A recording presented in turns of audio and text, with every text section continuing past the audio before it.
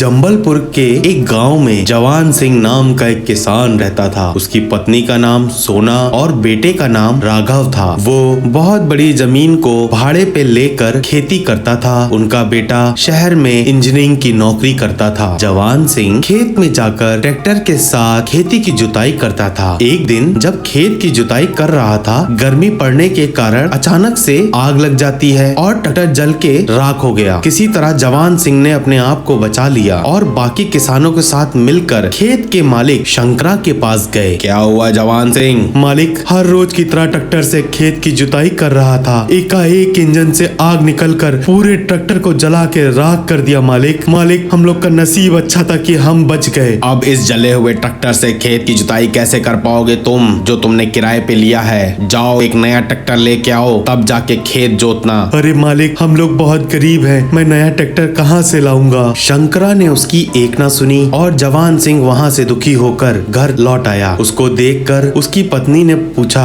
अरे क्या हो गया जी, इतना दुखी क्यों हो? खेत की जुताई कर रहा था तो हमारा ट्रैक्टर जल गया। हमारा मालिक शंकरा कहता है नया ट्रैक्टर ले आओ। मेरे पास तो इतने पैसे ही नहीं है कि मैं एक ट्रैक्टर खरीद सकूं। अब शंकरा उस खेत को दूसरे किसान को दे देगा। अब हम क्या करें, मुझे तो कुछ समझ नहीं आ रहा है। और वो ये सब कहे दुखी होने लगता है। उसकी पत्नी कहती है, अब चिंता मत करो जी, हम अपने बेटे को फोन करके सब कुछ बताएंगे, जरूर वो कुछ करेगा। और ये कहे उन्होंने अपने बेटे को फोन मिला दिया। उधर से राघव ने फोन उठाया। हेलो पिताजी, बोलिए क्या बात है? बेटा, हमारा ट्रैक्टर जल गया है, तुमको तुरंत ही गांव आना होगा। आप चिंता मत करिए पिताजी, मैं तुरंत ही निकलता हूँ गांव के लिए। और अपनी बाइक से तेजी से निकलकर राघव गांव पहुँच गया और अपने माता पिता को देखकर पूछा, क्या हुआ पिताजी, हमारा ट्रैक्टर कैसे जल गया? बेटा, ट्रैक्टर तो जल गया, पर वो शंकरा जी अपने खेत को दूसरे को भाड़े पे देना चाहते हैं। पिताजी आप घबराए नहीं, मैं बैंक जाके लोन अप्लाई करता हूँ ट्रैक्टर के लिए। ठीक है बेटा, जो भी करना जरा जल्दी करना।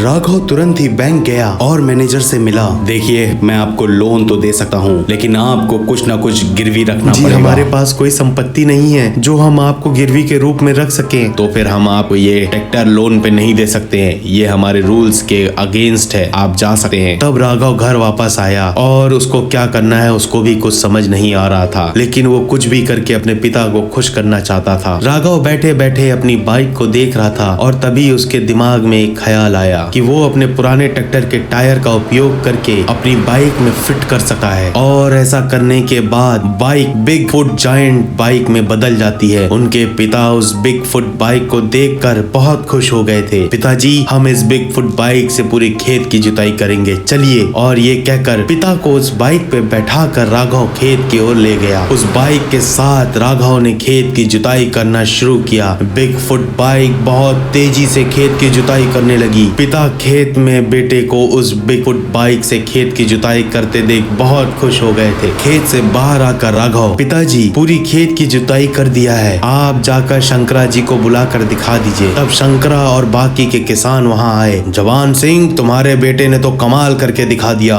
बाइक को ट्रैक्टर जैसा बदल कर पूरे खेत की जुताई कर डाली। अब से ये खेत सिर्फ तुमको ही देता हूँ, तुम ही काम करोगे जवान सिंह। जवान सिंह इस बात से खुश हो जाता है और शंकरा जी को धन्यवाद देता है। शंकरा जी राघव से, क्यों भाई राघव, और ऐसे बिग फुट जायंट बाइक बनाओगे? गांव के किसानों को ऐसे बिग फुट बाइक जायंट की बहुत जरूरत है। जी हाँ, क्यों नहीं शंकरा जी, मैं एक ऑटोमोबाइल इंजीनियर हूँ और मैं ये इस तरह की बिग फुट जायंट बाइक बहुत कम लागत में आप लोगों को बना के दे सकता हूँ, जिस पे सब लोग खुश होके ताली बजाने लगते हैं।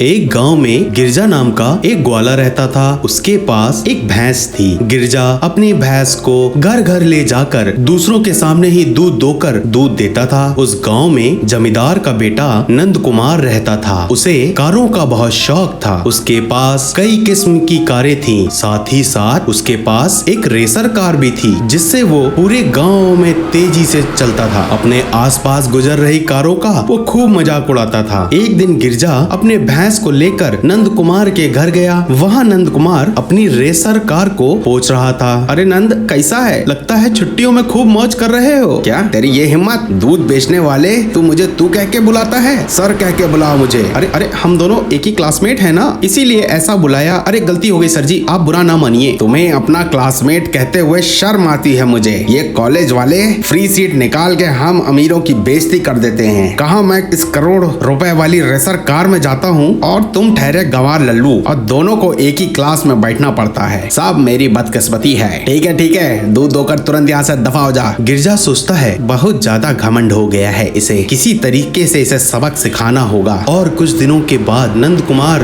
रेसर कार में कॉलेज जा रहा था। वहीं गिरजा अपनी भैंस पे सवार होकर जा रहा था। नंद कुमार कार रोककर, क्यों भैंस पे बैठ के कॉलेज जा रहे हो? अरे तेरा कॉलेज पहुँचते पहुँचते लंच टाइम हो जाएगा। और ये कहकर मजाक उड़ाकर चला गया। गिरजा तुरंत ही अपने भैंस को स्केटिंग किट पहनाता है। वो भैंस स्केटिंग करते हुए जाने लगती है। वहीं गिरजा शॉर्टकट लेते हुए फटाफट तेजी से जाने लगा। भैंस को भी स्केटिंग किट से खूब मजा आ रही थी। जब नंद कुमार कॉलेज पहुंचा तो गिरजा वहाँ पे पहले से ही मौजूद था और भैंस की स्केटिंग किट उतार कर उसने पहले से ही रख दिया था। नंद कुमार उसे देखकर दंग रह गया। अरे तू मुझसे पहले यहाँ कैसे पहुँचा? अरे तू मेरी भैंस को नहीं जानता भाई, तेरी रेसर कार से भी इसकी रफ्तार बहुत तेज चलती है। चलो चलो क्लास में चलते हैं। तो सब नंद कुमार का मजाक उड़ा हंसने लगे। इसी तरीके से गिरजा हर रोज भैंस को स्केटिंग किट पहनाकर नंद कुमार से पहले कॉलेज पहुंच जाता था और वो भैंस का स्केटिंग किट उतार कर रख देता था। एक दिन एक लड़की नंद कुमार से बोली, क्यों नंद, तुम तो कहते थे कि तुम्हारी रेसर कार 1000 हॉर्स पावर की है, ये तो एक सिंगल भैंस हॉर्स पावर की भी नहीं है।